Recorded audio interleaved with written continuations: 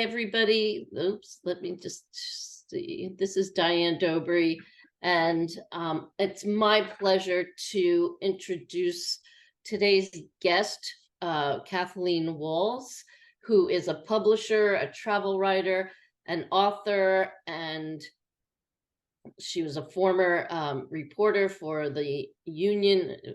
Katie, help me out here. Oh, it was a Union Sentinel in Blairsville, long time ago. Georgia. Learned a lot.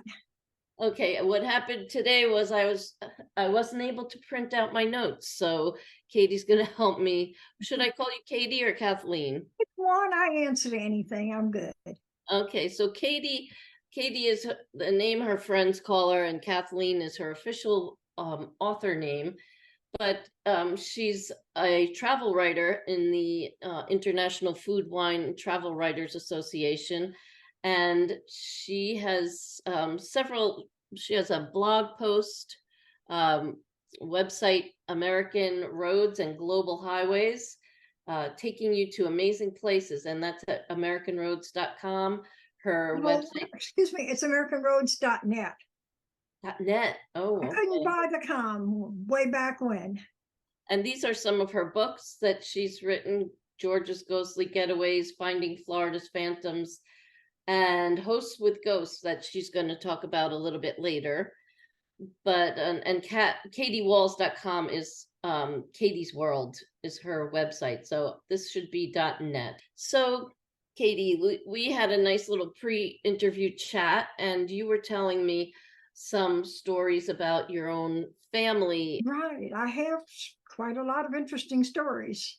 And we'll talk later about the American Roads and Global Highways, because she was an RV writer and still does do some RV. I still write a lot of RV stories. And then this book, Kudzu, is a fiction book, but I don't think it's published, correct? It's fun. It's got a little bit of the paranormal in it because it's kind of got time travel. But basically, it's a fictional story, but it does tie in with time that I spent traveling, because I lived in Blairsville, Georgia for quite a while. And Georgia has some great ghost stories. Oh, yeah. Well, you're going to tell us some of those. Right. So, and I'm from Louisiana, so we've got a lot of New Orleans in particular. We have tons of ghost stories down there. You were telling me a little bit about the Voodoo Hotel. Right, the Voodoo Museum. That's sort of a kind of an ex-family member. The gentleman that founded it, Charles Condolfo, who was also known as Voodoo Charlie, was my ex-brother-in-law. He's my brother's wife's brother. And he founded the museum, and I knew him at the time. And he was always very interested in, because African-American people, slaves, rose up against the plantation owners when his family lived in Haiti, and they rescued him and brought him over. And he later found out that the person who had rescued his great ancestor was a voodoo mamba. And I guess that's how he got to be interested. But he was also an artist, and he did a beautiful painting of Marie Laveau, which is, if you go visit the Voodoo Museum, it hangs right inside the museum. And who's Marie? May not know, she was the Voodoo Queen of New Orleans. Okay. Probably was. He's written a book about that too. There's probably more than one Marie Laveau. She was probably followed by her daughter, who people later on thought, oh, she never got old, but it really was her daughter who had sort of taken over. I see. She's a very interesting person, if not quite a ghost. If not a ghost. She's not a ghost, but she's very interesting. But she was a free Black woman in Louisiana, New Orleans, and she worked as a hairdresser. And of course, white, well-to-do women just thought Black women didn't even have a brain. They couldn't possibly be thinking. So they didn't care what they said. Family secrets and things were discussed while the hairdresser was working on them. And she, being a very smart woman, put this to use and built herself this reputation of being a voodoo mamba, where she could do spells. She also, interestingly, her ghost is frequently seen in the cathedral, St. Louis Cathedral in New Orleans, because aside from being involved with voodoo, which is a cross of Christian religion with African American and Haitian culture brought together, what happened, of course, when Black people were brought here, they were forbidden to have their own religion, so they had to be forced into Christianity. so to kind of adapt, they sort of adapted Christianity to their religion, and that's really what voodoo is, an adaptation sort of cross between the two religions. Mhm. So she was a practicing Catholic at St. Louis Cathedral. And as I said, her ghost is frequently seen inside the cathedral. The Voodoo Museum is still open. Charles has passed away. His brother, Jerry Gandolfo, runs a museum. And I've been back to see him not too many years back, and he was doing great. It's not a fancy museum, but it's very authentic. There's a story about Charles in the coffin. Charles had asked some Haitian friends of his who worked with him when he did voodoo tours, and he had a lot in Covington. And he asked some of these friends, would they see if he wanted to have a coffin, an old 18th century coffin to put in the museum. So they brought him a coffin. He paid him $50, and he's cleaning the coffin. And those days they put the glass plates on the front to look in rather than having them open. And he looks in and he sees there's a dead body, kind of mummified body inside the coffin. So he very politely takes the body out, takes a lot of pictures, and buries it. Well, meantime, somebody who kind of wanted to get back at him for whatever reason reports to the police, who are searching for, they found a body, and they found a part of a body, and they were looking for the rest of the body. And they said, oh, Charles Gandolfo's got one in Covington. So they arrested poor Charles. And he was the kind of person, he was very historically accurate, but not present day. And my brother Jerry and his brother Jerry went and got him out of jail and convinced the police that, he hadn't killed anybody. And later, when I asked him about the story, I said, well, you in trouble? Are you okay? He said, well, they've still got one warrant against me because I transported a body across parish lines, but they can't do anything. And I said, well, why? He said, because I forgot where I buried it. They can't find it. I said, oh, okay. And so just sort of kidding, I said, Charles, you weren't planning on making a zombie, were you? And he just looked at me dead serious. He said, you can't feed him salt. So I didn't ask him any more questions after that. I let it go. But it's a very interesting museum to go visit, and his brother is doing a great job of carrying on his heritage. Okay, so was there anything else about that museum that was kind of strange, or other than the coffin? Other than the coffin, no, it's everything in the museum is very accurate, though. He was very particular what he collected. It's well worth a visit. So let's look at your books here. So you said that you were writing a story for, is it for the newspaper in Georgia when they wanted you to do some? The Georgia Magazine, and they asked me to do a story of 13 haunted spots. It was for their October issue. That was the days of all print magazines. 13 haunted spots, and they limited me to just 1,800 words. Oh, wow. And I had, if you want to tell the story and why this spirit is still there, it got kind of complicated. So when I finished, I thought, I've got so many more stories here. Why don't I turn it into a book? So that's how George's Ghosts and Getaways came about. And when I was working on the book, one of the places that I visited, it's right near Atlanta, a place called Marietta Museum. And it's an old building, it's antebellum dated. And when you go in, you have to ride the elevator up to the second floor. It's right near the railroad, and you walk through the museum. And it's a small museum. And when I visited, the curator, Mr. Cox, Dennis Cox, he knew what I was working on, and he started telling me, but I don't believe in ghosts. But I was in the back where you would be back in the office, and I heard the elevator come up, and there's nobody there. I walked back, and on the closed circuit TV, there's this misty form, and I printed it out, and he had the picture. And he continues on, and then later on he's against him, but I don't believe in ghosts. He said, I'm here with my wife one day, and I look and I see this man dressed like Civil War physician, and he just disappeared, and my wife hadn't even seen him, but I don't believe in ghosts. So just sort of kidding him, I said, hey, where can I take a picture to get a ghost? And he said, well, the History Channel people say there's orbs all around this mannequin. Now, the museum is very, as I said, very old-fashioned museum, not high-tech, no fancy lighting, nothing, no holograms, anything like that. It's just a plain, ordinary, like a model dressed in a Civil War dress, as in the cover of my Ghosts and Getaway book. This is the one you took, right? Right, that one. And I walked over and I snapped one picture, and I was taking slides those days. This was back before the digital. Took one step, no change in setting, just a simple step in a couple of seconds, and snapped the second picture. The second picture, if you can see the orb that's on that picture, it's not there on the second one or on the first. So now is that this I don't know orange? which was which, because of course, I had no way of knowing this. I sent the slides off to be developed. They come back, and when I look at them, there's this one with a huge orb and the one with no orb. This orange part? Right, a big orange orb around back of her head, which Oh. is not there. And I didn't see it when I'm snapping the picture. And there's no fancy lighting in the museum that would come. The museum dates back, as I said, pre-Civil War. During the Civil War era, it was a hotel owned by a man named Nick Fletcher. And Nick Fletcher was a Union sympathizer, but he had never come out and made that clear, of course, living near Atlanta. And his hotel was where the raiders stayed the night before they stole the general, if anybody has seen the Great Locomotive Chase. And they stayed in his hotel that night. And also, after the battles, it was used as a hospital for both Union and Confederate soldiers. So there's a lot of reasons why there would be some spirits remaining there, very, unsettled people. Now, who is the mannequin?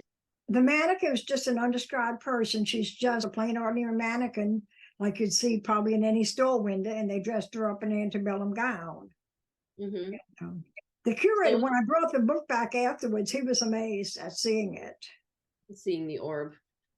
So what kinds of stories does the George's Ghostly Getaways tell us? Well, one of my other favorites in there is about Macon. And Macon was the kind of town, when I first began travel, it was one of my first travel writing spots. But I've always thought of Macon as someplace you drive between Georgia and Florida to get there. You just pass through Macon. Well, once I learned that you stop in Macon and see all of the amazing stuff that's there, it became a very important spot. And one of the most interesting and one of the oldest spirit things that I found, if in Macon, there's a Mulgee National Monument, which are ancient Mississippian mounds. They date back around 900 AD. And you can visit the mounds, you can walk. There's one of them that you can actually look in that's been preserved very well. And the Indian legends claim that there's dogs that guard these monuments and that they're guarding the souls of the people who are buried there. And there's more to the legend than that. There's possibility that when the Creeks and Muskogees were driven out of their land, that they placed a curse on that land, that nobody would be at peace when they were there. And that may be another reason why the dogs are heard howling. The story goes, I have not heard them myself, but the story is that at night, as it's getting dark and into night, the dogs will howl pitifully, almost like wolves. And then towards morning, they begin more of a happy yappy kind of a sound. And then there's another, there's a couple of stories here. One, a retired ranger that I met there, Mrs. Flowers, Sylvia Flowers, she had told me that a lot of the employees would hear a child laughing inside the building. They have a museum building which displays all of the artifacts that they found there before you walk through the mounds. And she said very often people have heard a child laughing in the building, and there's no child in the building at the time. They do lantern light tours sometime at night, and they were doing a lantern light tour. And this person reported that they saw Confederate soldiers standing there and then disappearing. And over the years, it was outside by the mounds? Outside, right, near the mounds. There's several of the mounds, and you walk a path between them. And then there's the one which was I believe it was like their temple mound, where the original floor is still in that one, and you can look in at and see what it would have looked like 900 years ago, more than 900 years ago, back 900 AD. Wow. Another thing they hear is the sound of drumming. And then there's another story which is not connected to the Native Americans, but during the Civil War, there was a man, Samuel Dunlap, who had a plantation right by there. And he had a little white dog. And people have reported seeing a little white dog inside the mounds area. It's in a huge park. And they do know that they don't know anything about the child. They don't know why that's there. You can actually stand at the doorway and look in to one of the Temple Mounds. That's unusual. If you're feeling really adventurous and your feet are doing good, you can climb all the way to the top of one of the biggest mounds. One of the biggest mounds that I've been to. I've been to several, but that one's amazing. But they do their tours at night with those lanterns. Yeah, and you can do a self tour. You can just walk in and walk all around the mounds as you want. From the history point or from the paranormal point, it's a very interesting place. Where was this mannequin? The mannequin is right outside of Atlanta in a place called Marietta, Georgia. Marietta, okay. Marietta. Oh, that whole area, because so much happened there. So much of the Civil War was fought across Georgia. The Battle of Atlanta took thousands of lives. There's also the battlefield one right by Rock City, where there's been stories of people seeing strange lights and ghosts and stories. Most battlefields, which kind of makes sense, and theaters always. Now, if you move into Florida, are we ready to talk about Florida? You said you had from all different places in Florida and the South. Well, the South is the host with ghosts, right? Right. Yeah. Well, some of the stories from Florida and Georgia are also duplicated in the host with ghosts, and then there's some that's not. The Florida one, the first one that comes to mind, possibly because right now I'm working on a book on the history of American music. And the Florida Theater, in 2027, it will be 100 years old. And they just did this massive renovation on it. Jacksonville, Florida is really pushing to keep up with St. Augustine, which is filled with ghost stories. And that's where this lighthouse is, St. Augustine, The right? lighthouse has, yes. The saddest story at the lighthouse is the little girls. Yeah. There were actually three little girls. The two little white girls and this little black girl who was enslaved person there, and they were playing, and the little girls would go play and slide down this slope. And one day they're sliding down, and instead of this rock that was supposed to stop them at the bottom, they slid right into the water and were drowned. Nobody knows exactly who he is, but there's a story at the lighthouse about somebody smoking a strong cigar smell. Now, obviously you're not allowed to smoke in the lighthouse, and people in the lighthouse have suddenly smelled this strong cigar smell. One of the flirts that worked in the store, this little gift store, and she was telling me that she was the last person to close that night. She set all these children's toys out, just a certain way for display for the next morning to open up. She was the one that opened next morning. When she comes in, the toys have been all rearranged and changed completely different than when she put them. Fort St. Mark's, the main fort right there in downtown historic St. Augustine. But there's another story about a love triangle where I think it was a captain's wife was having an affair with one of the soldiers. And when he found it out, he ended up killing both of them. And people claim that usually national places will never tell you. They won't admit about how many times people have seen things and kind of gotten pictures, but they'll still stand by. Oh no, we have no ghost stories. That's the government line. We have no ghost stories. That's it. Whether they do or don't. So there's ghosts of the two people in the fort at St. Augustine.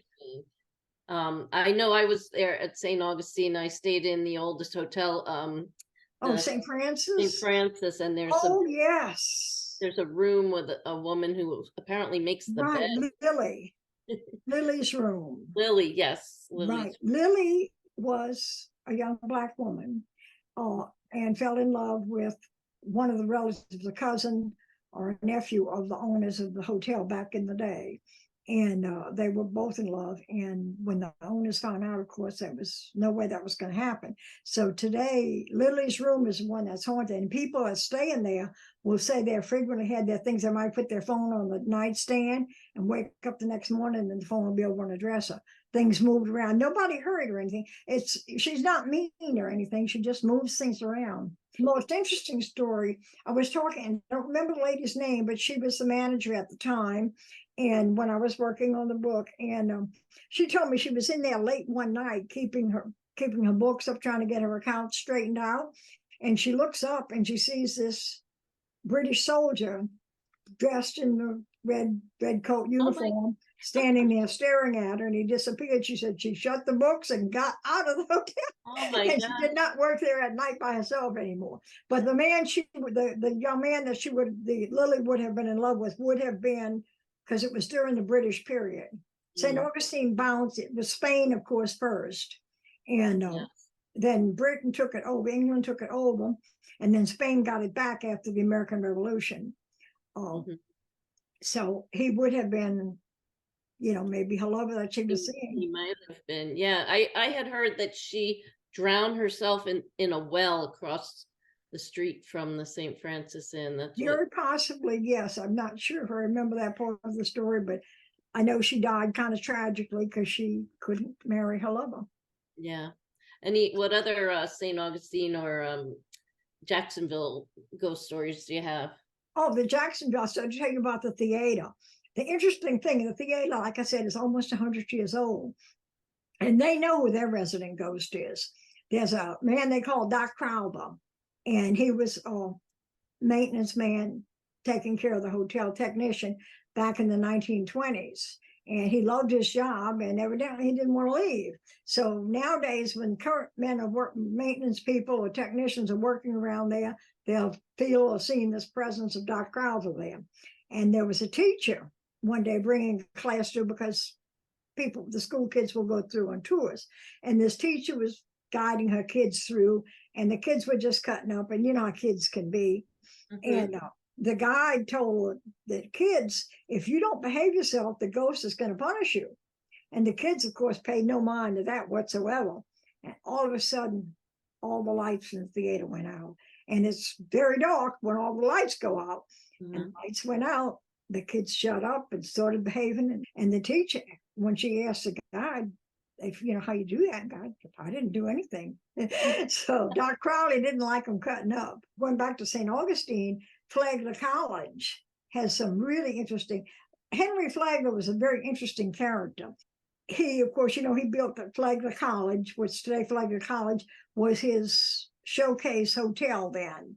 Right. And he built it for all his very well-to-do rich friends to come stay. And his first wife, after she died, he had married this lady, Ida Alice Shouds. And Ida Alice was a bit unstable, to put it mildly. She was always believing that they were going to have a big ball and the Tsar of Russia was going to come take her away. And she got really off the wall one day and stabbed her doctor with her sewing scissors. And after that, Henry Flagler had her locked up in her own little cabin, and he took care of her, but he wanted to get rid of her. And she told him, if you confine me and divorce me, I'm going to haunt you forever. And he wanted to marry another woman who happened to have been much younger for some reason, who married Lily Keenan, who had been the previous Mrs. Flagler's nurse. But the problem with that, he was a resident of New York who didn't allow divorce to an mentally incapacitated person, and Florida likewise didn't allow it. So since Henry was pouring money into Florida, he changed his citizenship to Florida. And politics being what politics can be, Florida passed this law that allowed people to divorce mentally incapacitated people back in 1901. While the law was in effect, Henry got divorced and remarried Mary Lily. And then 10 days later, Florida repealed the law. But Henry was already divorced and remarried. And people who are in the college, students probably, claim that they see scenes in there of a ballroom, big ballroom dancing period in 1900s costumes, where people are just dancing around, possibly the Tsar Russia's in there. The Tsar Russia's in there. He may be there waiting to take Mary Ida Alice away. And Henry Flagler is seen, but he's seen at the Casa Monica Hotel, which that's another interesting Henry Flagler story. He had built the hotel there, and then he built the Lightning Museum as a hotel across the street. Well, a rival of his, Franklin Smith, built a Casa Monica Hotel, which is catty-corner to Flagler College, and just across the street from like a museum, if you've been to St. Augustine. And when he built it, he arranged to have his furniture shipped down there that was going to arrive on opening day. But see, Henry Flagler owned the railroad. So he ships his furniture on Henry Flagler's railroad. Mm-hmm. Somehow the furniture didn't get there. His opening day was a big flop, and Henry Flagler succeeded in buying the hotel from him at pennies on the dollar. Wow. Nothing crooked or anything, of course. Just Henry Flagler. The hotel over the years had become a government building. When I first moved to St. Augustine, I lived there for a while. It was a government building, and then they renovated. It's a beautiful hotel today. And people claim that they see indents like a person's footprint on the floor, the carpet falling and rising. People have heard voices, and there's people who have seen who they think is Henry Flagler. There's a little outside window on it, and they've seen a man in period costume in that room when no one was there. And other people have seen, again, period costume dressed gentleman walking through the lobby, and if you go up to him, he would disappear. So Henry Flagler's still got a big hang on St. Augustine. Any other Florida stories before we move on to Hosts with Ghosts? Well, Casadega Hotel is definitely worth mentioning. It's considered Casadega Camp, not exactly a city. It is a city, though. But then there's one hotel there, and it was founded by a spiritualist as a medium colony where people communicate with spirits that have passed on.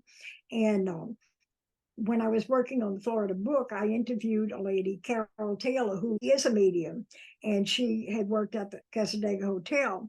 And I asked her, how many spirits do they have at the hotel? And she just laughed and said, many. And she told me about several. One was Arthur, who's an old gentleman. They think he was a clerk, and they'll see him around the hotel. And then there's two little girls, Sarah and Caitlin. And they say Sarah's about 5 or 6, and she has blonde hair, and she's dressed in turn of the century clothing. And they both died of consumption, which was common in that time. And then there's a ghost story of a nun, Victoria. And they don't know what era Victoria is from, but Carol said that they have seen Victoria, and it's like the two children sort of see her as a mother figure, that she'll be sort of comforting the children at the hotel. It's a very interesting place to visit.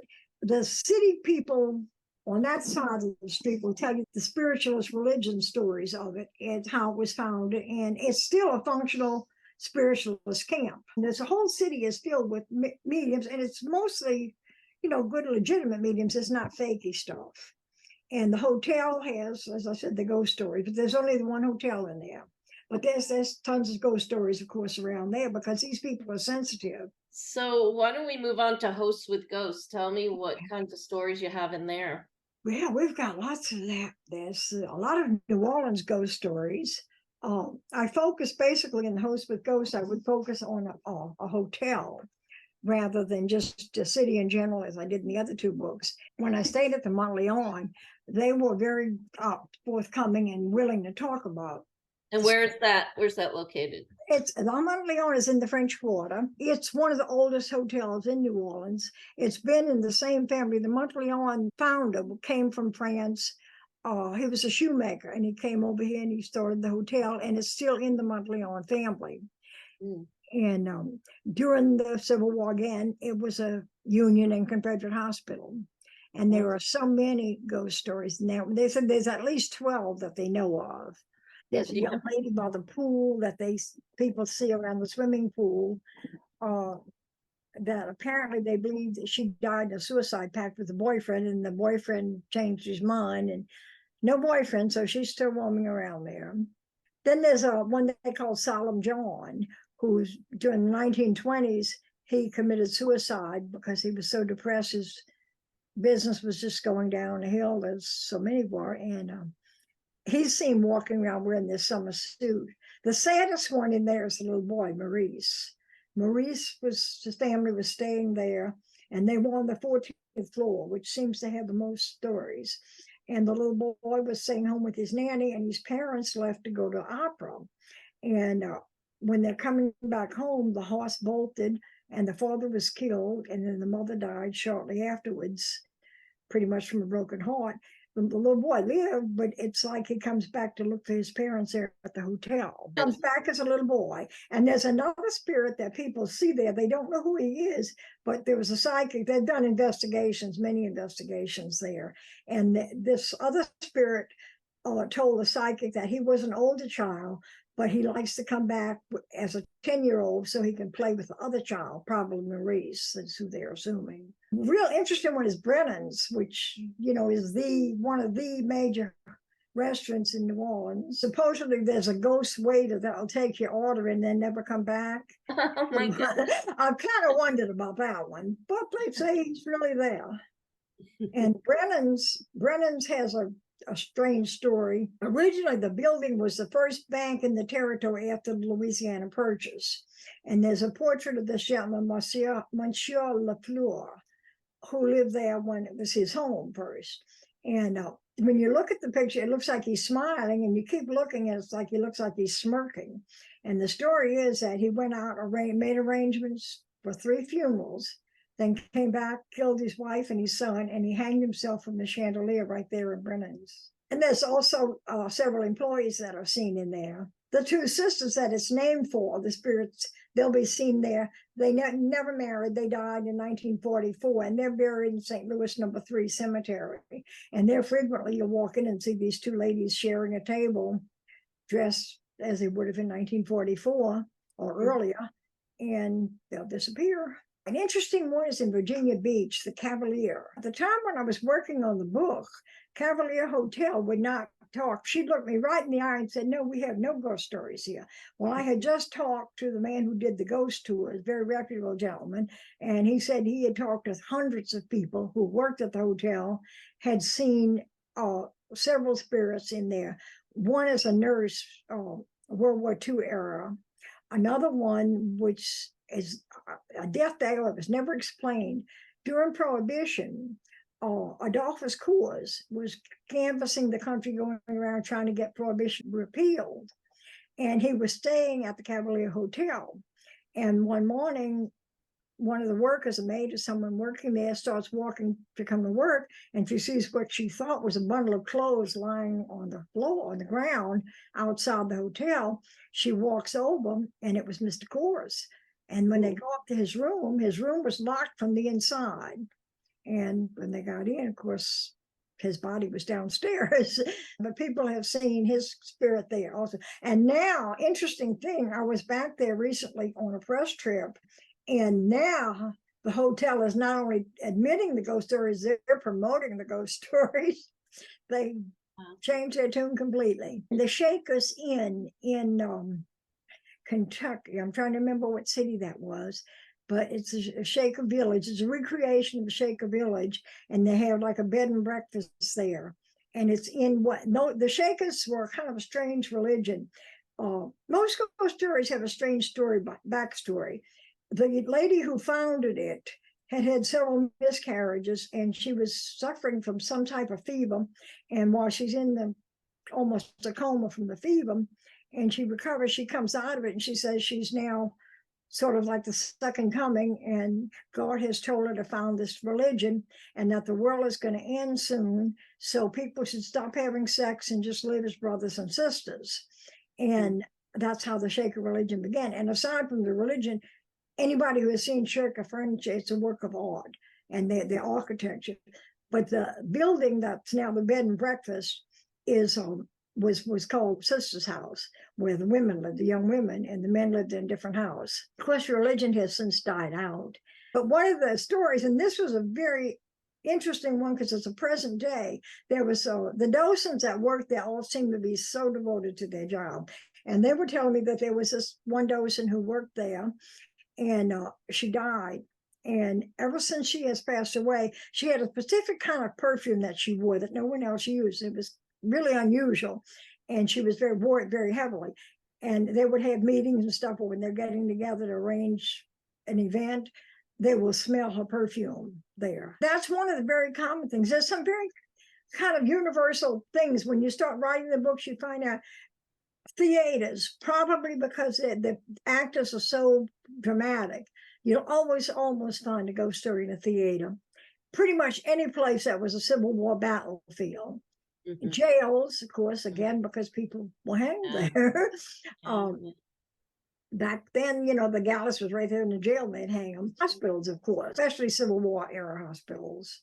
So Mhm. those, pretty much guaranteed you're going to find a ghost in this. And every bed and breakfast has one, but I wouldn't want to guarantee every one of the bed and breakfast ones are for real. So do So you have anything coming up? Any new books on the horizon? my music book, which ties back with the Florida Hotel, because the Florida Theater. The Florida Theater um, was one of the big venue in Jacksonville, and Elvis had appeared there once. And this one Judge Gooding, didn't like all of the moves he was making. So he writes out a warrant. And when Elvis comes to perform the second time, he tells Elvis, if you do any dirty moves, you're going to be arrested. So, yeah. So Elvis is on stage performing. There's a piano that sits to the front of the stage to one side. The judge brings his little granddaughter to see the show, and he's sitting right up in the front seat. So the people in the first few seats, the piano is blocking Elvis from the waist down. But the people in the balcony in the upper higher seats, they're seeing all of Elvis. So Elvis put on his regular show and did his thing. But the book is not dealing with ghosts, it's dealing with the history of American music. Do you have any other ghost books coming up as well? Not really. No, I haven't.